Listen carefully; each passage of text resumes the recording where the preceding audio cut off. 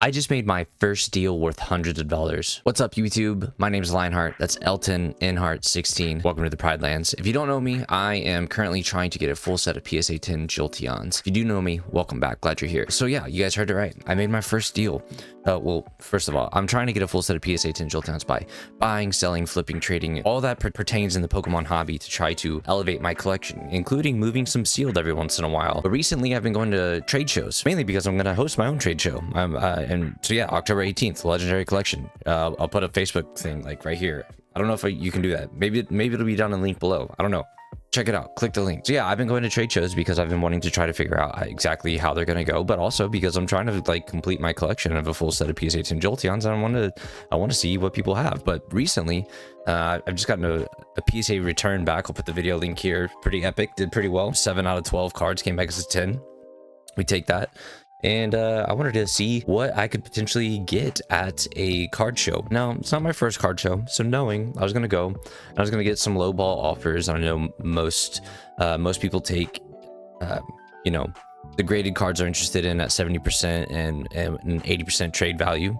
But I was wondering with maybe this particular card that I have, if that might be valuable or not. So I'm going to lay out this trade and it through the form of a story, and I'll let you guys tell me if I made a good decision or not at the end of the video. Okay, and I really do want to know, because it's my first time doing it and I'm willing to learn. I want to learn, so let me know what you guys think you would have done, or if you liked the decision, if you would have held, if you would have pushed for more, and I'll tell you guys some stuff I learned along the way. Okay, so just recently I'm gonna show you some the cards that were involved in this trade. Okay, first of all, what I got back from the PSA return was this heavy hitter. Okay, check this card out. We had a Gastly 177 from Temporal Forces that came back as a PSA 10. It came back as a PSA 10 at the like beginning of April, like a couple weeks into April, I mean. And so I was excited because on price charting, you know, it's showing me at the time when I got it, this said $299. It was a $300 card when I got it. PSA 10 had it listed as $299. And then the next sales over the next couple days or previous sales were hitting these marks down here: 265, 246, 266. So by the time I'd taken it but by the time I'd posted the video of it being a $300 card, it had dropped down to like a 260. And then if you're like looking on alt and things like that, they were having a value around like 240. And so I was really anxious about the card. Where I'm kicking, I'm not even kicking myself because it wasn't my fault. Like, it's like PSA just didn't get it back in time. All right, I could have gotten it back in this time where like the high is 323 and climbing, so potentially being able to offload it at like 350, right? Like let's see if there's any 325 on 414. All right, like, so 330 on 407, right? Like, so it's just all right. I've already talked about how frustrating that is, not getting things back on time to be able to make the moves you want to make, but whatever, it's fine. It's okay. Because at the end of the day, this was a $5 card that I got graded for $17. We're talking $22 in the card, and it's all of a sudden worth like, you know, $200 to $300 somewhere in that span. So for those of you that are not math wizards, like I also am not necessarily a math wizard anymore, we're gonna pull up this handy dandy calculator. So 300 times 0.8 equals, so if I want to trade this card in to anyone, they're gonna offer me 240 trade value if they're going by this is what's hard about the card show, or these card shows. To get them to establish this as 300 is like pulling teeth and nails. Most of them did not establish it at 300. In fact, I think the highest I got someone to offer it to me was the initial value was 240. I think was like the highest I got, if I'm remembering correctly. But also back to this 300 number times 0.7. If I was looking to move it that day for cash, people would try to give me 210. Wait, did I do that wrong? No, yeah, that's right. Okay, that would have been 210. Nobody offered me 210 in cash. The highest offer I got in cash was like 180 or something like that. So I went up to the first table that was there, right? First table that was there, and they had this card sitting there. Now, I collect Jolteons, not Flareons, but those of you who are very observant are noticing this cute little spiky-haired fella in the background of this Flareon card. So I've had my eye on this card before. Like, I feel like that could fit my collection pretty well. Just, I mean, what do you guys? Maybe you guys disagreed. Let me know. But I think it's an awesome card. And the vendor had it sitting there as not a PSA 10 that would have been worth like, you know, anywhere from $500 to $700, but actually a PSA 8 that is currently on the rise. So we're talking about, you know, an older card here, Flareon EX RC28 Pokemon Generations. Okay, this is an older card. I believe this set was from 2016. Like, I don't know where the cutoff for vintage is, but I think we're getting there, right? Like, it's almost 10 years old. So anyways, I like this card a lot. It was sitting there as a PSA 8, and the guy had it on the table at like $120, I think, right? And he offered me, you know, I can't remember exactly what he valued my Gastly at, but basically he was willing to give me, well, we'll talk about it here in a little bit. I ended up saying I might come back because I shopped around the store a little bit, because I also had my Flareon EX from Terrestrial Festival, which got a 10, and I also had my Pokeball Sylveon from Terrestrial Festival, which got a 10, and my Pokeball Umbreon from Terrestrial Festival, which got a 10.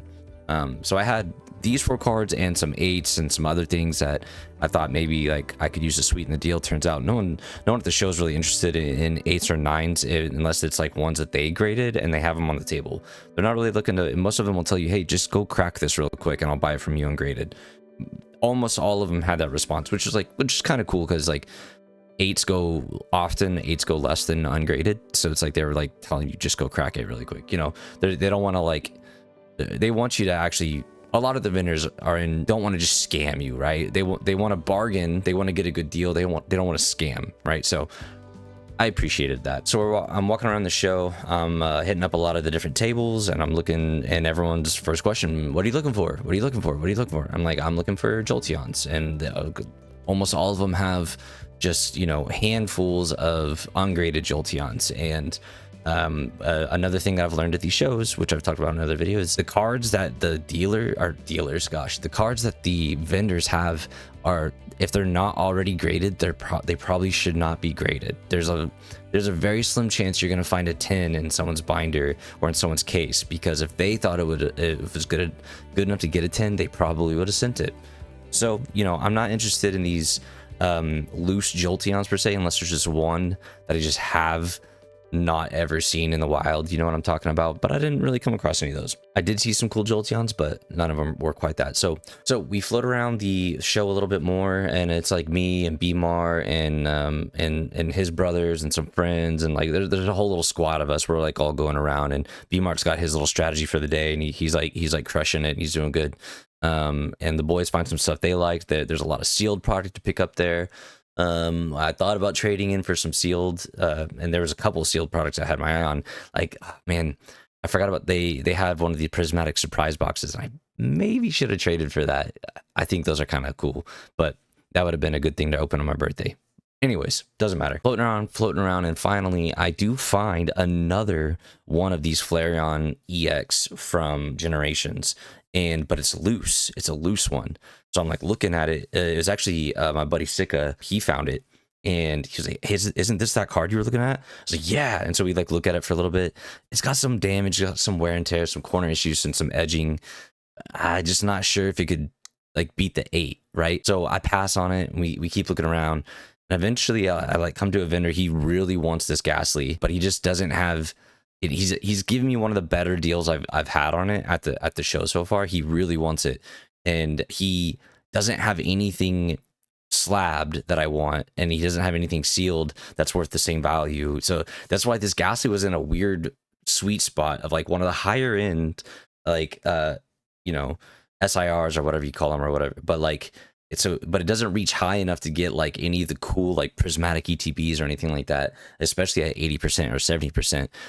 But it's way higher value than some of the other like really fast moving singles or fast moving slabs that are at these things. So it's like it was a weird spot to have one card worth this amount of money. It was like hard to find something. So I knew I would probably end up having to make a multi-card deal or a cash on top deal or something like that. So but when I was talking to this guy who was making me one of the better deals I had that day, and he was like, what do you want? Like, what do you want for this card?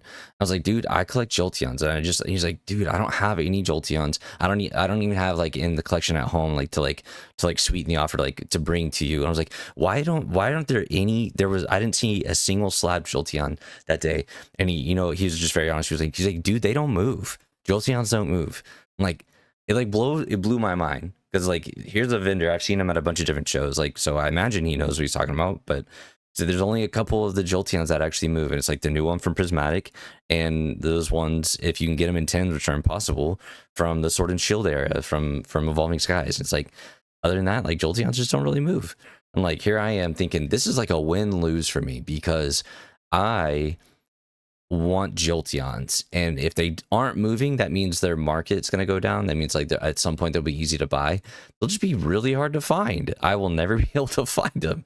So there's that. I don't know, win or loss, you guys decide. So anyways, I'm floating around. It's like pouring down rain. I was supposed to have left like 30 minutes ago or something like that, but it's like raining so hard and I parked so far away. I didn't want to like just like walk out in rain with these cards I have in my backpack and stuff like that. So I'm trying to just like floating around. I finally end up at this table. So here's where I end up making my first deal.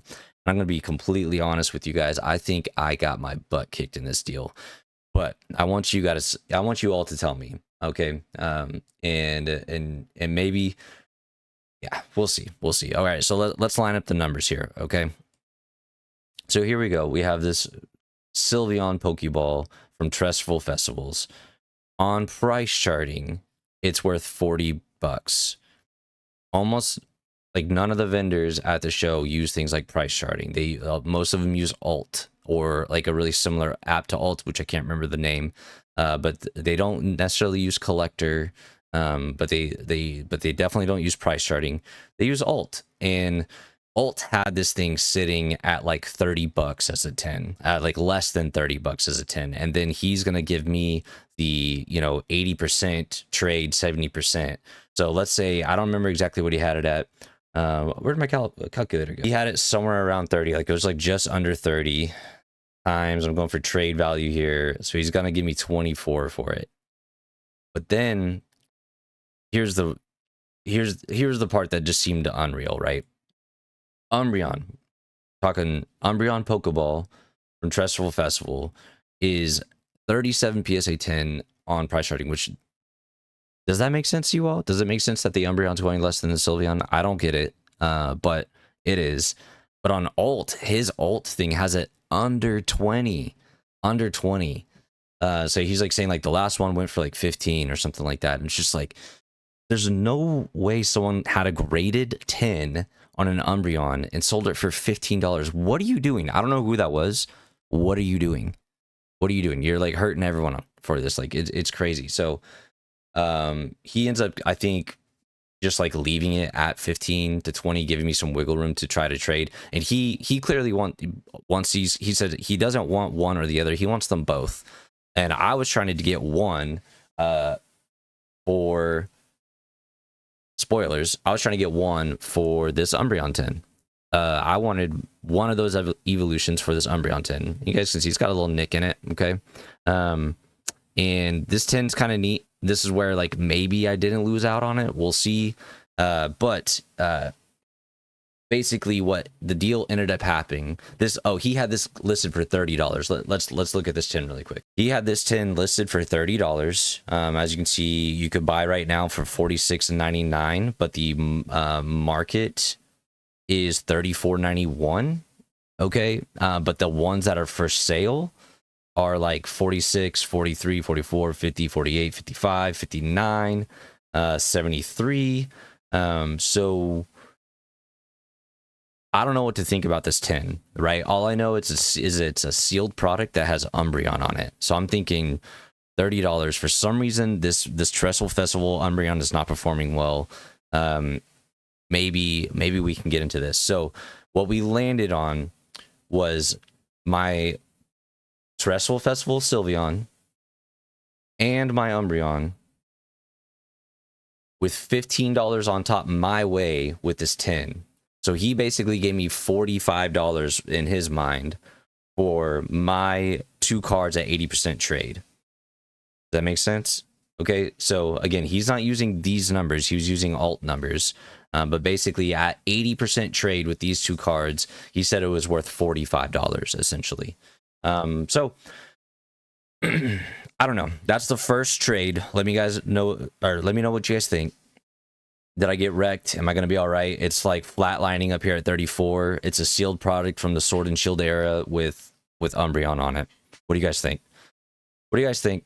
Maybe at the time I should have held off, and because maybe those Pokeball Sylveon and Umbreons are actually just like entering a phase of just being unfortunately like lowballed. Like here's a PSA 10 price history. Okay, if you were one of the first ones to get it back, it sold for over $100, almost $130, and then quickly had a correction to 41. And there's been a couple sales there, but not a lot of sales there. 2 sales per week in. Well, actually, I say not a lot of sales, but actually, like, yeah, a decent amount. The graph just isn't showing them that way. Interesting. And then we can take a look at the Sylveon the same way. Okay, if you were one of the first people to get it back, $60, $70, correction to 40. But this one only has, how does this make sense? Oh, did it never sell at this price and it just got corrected immediately? Interesting. Well, anyways, you guys let me know.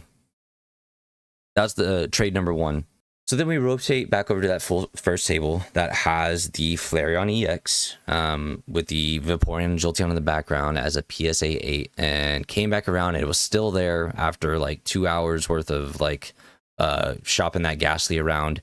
Again, he gave me one of the higher, I mean, he did give me the highest value on it the whole rest of the day. And so here's what we ended up doing. Okay, here's the deal we ended up making. I traded him this Gastly 177 with which he ended up valuing at, sorry, I'll just lay it out. I'm messing this up, making it confusing.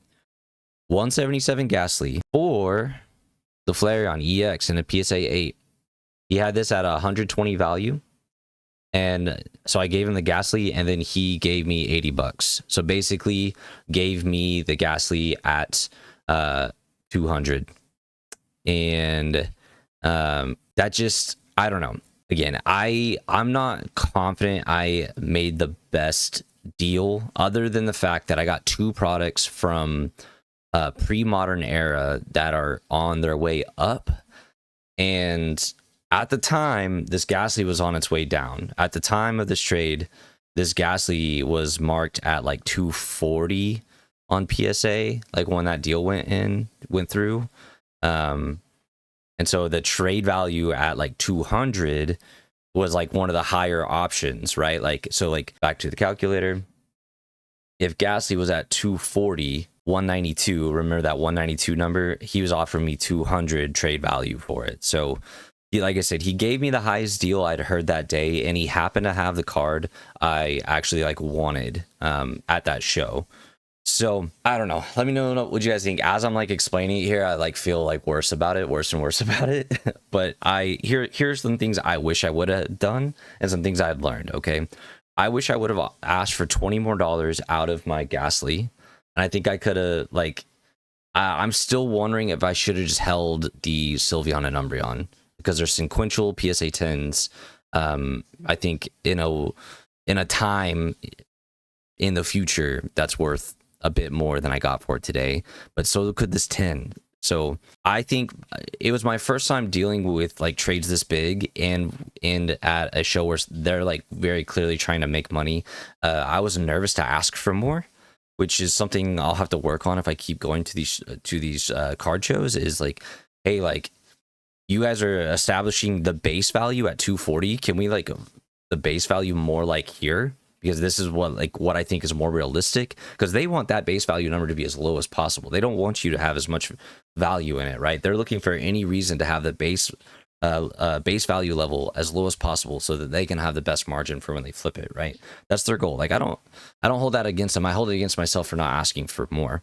But at the end of the day, we're talking maybe with all the deal all said and done, I think if I would have pushed for $20 more, I think maybe I could have gotten it, and then I would have only been maybe like $10 or $15 away from like where I'd be like, yes, this is great. And then we're talking about like, oh well, I mean, like basically like $10 to $15 for me to get this like incredible card that I really like, you know, which is a weird way to justify it, but anyways.